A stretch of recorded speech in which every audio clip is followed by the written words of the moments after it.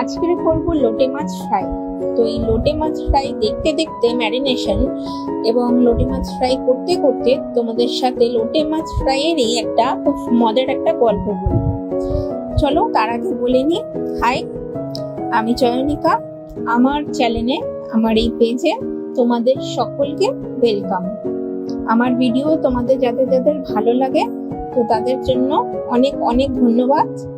আর আমার পাশে থেকো, আমাকে সাপোর্ট করো এইভাবে। আর আমার ভিডিওগুলো যদি তোমাদের ভালো লেগে থাকে তাহলে লাইক আর শেয়ার করে দিও। Thank you. এবারে চলো বলা যাক গল্পটা। তো আমি তো বিয়ের আগে একদমই রান্না বান্না করতে পারতাম না বলেই চলে। তো বিয়ের পরে স্বাভাবিক শ্বশুর বাড়িতে গিয়ে তো সব মেয়েকেই রান্না করতে হয় অল্প বিস্তর, তো আমাকেও করতে হয়েছে। তো বিয়ের কিছুদিন পরে তো শাশুড়ি মা বললেন লোটে মাছ আছে, লোটে মাছটা ফ্রাই করে ফেলো।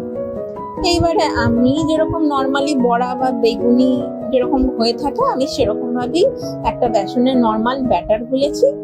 আর লোটে মাছগুলোকে সেরকম ভাবে কিছু ম্যারিনেশন করিনি, শুধু নুন হলুদ দিয়েছি। আর লোটে মাছে তো জানো প্রচুর পরিমাণে জল থাকে, আগে থেকে নুন দিয়ে রাখলে সব জল বেরিয়ে আসে। তো আমি করেছিলাম আগে থেকে নুন হলুদ দিয়ে ম্যারিনেশন করে রেখে দিয়েছিলাম, আর জলে পুরো ভর্তি হয়ে গেছিল। আমি যে জলটাকে ফেলে দেবো সেটাও আমি করি। এইবারে আমি ব্যাটারে যেরকম নর্মালি বড়া ভাজে বা পকোড়া ভাজে, তো আমি ওরকম চুবিয়ে চুবিয়ে আর দিয়েছিলাম এক কড়া তেল। তো তেলের মধ্যে যেই না দিয়েছি একদম তো মানে চড়বড় চড়বড় করে উঠেছে, যেরকম হয় তেলের মধ্যে জল পড়লে যেরকম হয়, তো ওরকম চড়বড় চড়বড় করে উঠেছে। আর লোটে মাছের গায়ে তো এক ফোঁটাও কোটিং লাগেনি, সব ছেড়ে ছেড়ে যাচ্ছে, পুরো তেলটা বেসনের ব্যাটারে ভর্তি হয়ে গেল। আর পুরো মানে কালো কালো কালো কালো হয়ে গেল, পুড়ে যাচ্ছে। মানে তখন মানে অদ্ভুতই একটা ব্যাপার হয়ে গেছিল। আমি বলি কি হলো ব্যাপারটা, আমি তো সবকিছু ঠিকঠাক করেই মানে ব্যাটারের মধ্যে চুবিয়েই আমি দিয়েছিলাম মাছগুলোকে, কিন্তু ওভাবে ছেড়ে যাবে আমি বুঝতে পারিনি। এবার ছেড়ে গেছে ভালো কথা। তো বেসন আলাদা মাছ আলাদা হয়ে গেছে, তো মাছগুলোর ভেতরে একদম হুড় করে তেল টেনে নিয়েছে। এবার যখন তুলছি একদম টপ টপ করে মাছ থেকে তেল পড়ছে। এবারে মাছ তো নরম মাছ, এবার ওটা তো হাঁড়ি মাছ না, এবার নরম মাছ। এবারে হালকা হালকা ছেড়ে গেছে, নরম হয়ে গেছে, পুরো ভ্যাত ভ্যাত করছে ভেতরটা। এইবারে রেখেছি পুরো মানে যেখানে রেখেছি ওখানে তো তেল ভর্তি হয়ে গেছে, পুরো পুরো তেলটা আমার বরবাদ হয়েছে।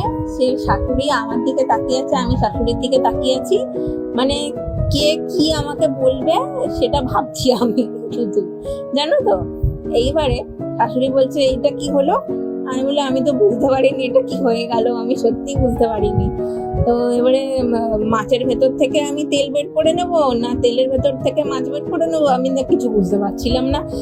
হ্যাঁ, এইবারে তো যা হোক করে ওই মাছটাকে এবারে ছাড়িয়ে ছুড়িয়ে লাস্টে ঝুড়ি করে নেওয়া হয়েছে। মানে এই হলো মোদ্দা কথা, বুঝেছো?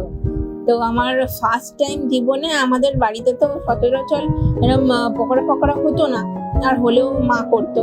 আর আমি ওই জিনিসটা জানতাম না করতে, আমি শুধু ঝুড়িটাই করতে পারতাম, ঝুড়ি দিলে আমি পারতাম। তো এইবারে তো ওইটা লাস্টে ঝুড়ি হয়ে গেছিল, তো অসুবিধা হয়নি, ফেলে দেওয়া যায়নি, কিন্তু তেলটা নষ্ট হয়েছিল, এটা একটু গায়ে লাগছিল।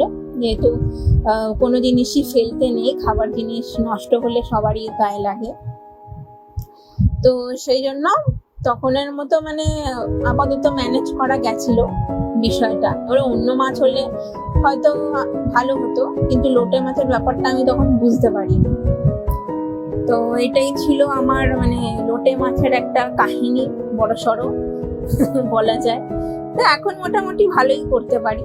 তো দেখো আমি এখানে সবকিছুই ঠিকঠাকই করছি। তো এখানে দেখো একদম ক্রিস্পি করে একদম লাল লাল করে ভেজে তুলবো, আর খুবই খেতে টেস্ট হয় এগুলো। যেহেতু আমি তখন নতুন ছিলাম, জানতাম না, তো আস্তে আস্তে সবকিছুই শিখে গেছি। শ্বশুর বাড়ি গেলে সব মেয়েরাই সবকিছু শিখে যায়, এটাই স্বাভাবিক, আর আমিও শিখে গেছি। চলো, তোমাদের সকলকে অনেক ধন্যবাদ আমার এত বকবকানি শোনার জন্য।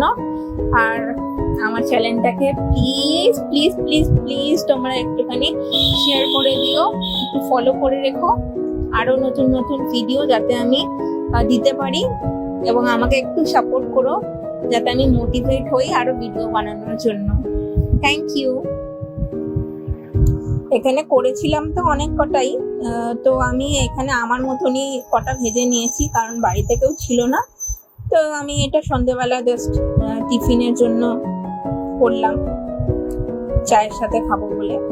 আর বাদ বাকি কালকের জন্য রেখে দিয়েছি, সবাই খাবে। আর আমার হলে হবে, না হলে না হবে। আমি তো এখনই খেয়ে নিচ্ছি। যাই হোক, তো দেখো এখানে লাল লাল হয়ে গেছে পুরো। এবারে আমি এটাকে তুলে নেব এবং গরম গরম চা করব। ব্যাস, নিয়ে একদম গরম গরম চায়ের সাথে জমে যাবে সন্ধেবেলা।